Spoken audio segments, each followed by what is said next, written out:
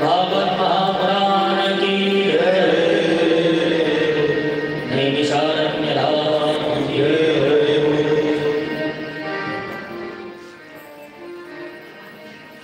हरे नमः।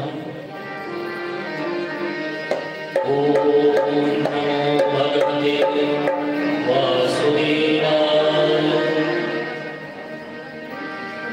भवे शीलवतां श्रेष्ठे दक्षो दुहितृवत्सला विद्वेषं करोत् तस्मात् नात्रज्ञात्मनां सति।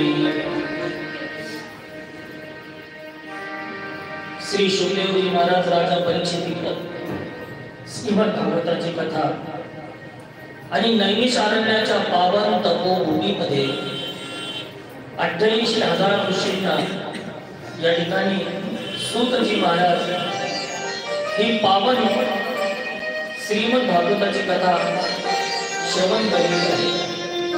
ज्या कथेचा आज आपण तृतीय दिन या पावन नैमिषारण्याच्या तपोभूमीमध्ये आपण या ठिकाणी गत 2 दिवसापासून या ठिकाणी कथा श्रवण करत आहोत।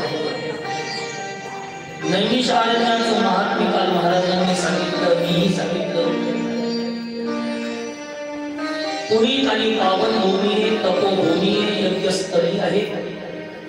सगळ्या पुराणांची जन्मभूमी, सगळे पुराण इथंच या ठिकाणी पहिले सांगितले।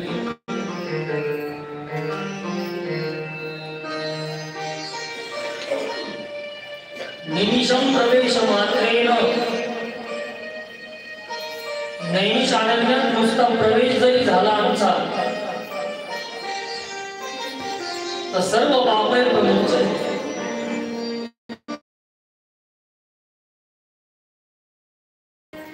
म्हणून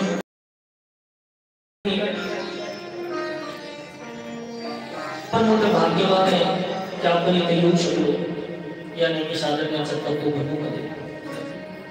इथे भक्तांचं काहीतरी पुण्य उदयाला आलं आणि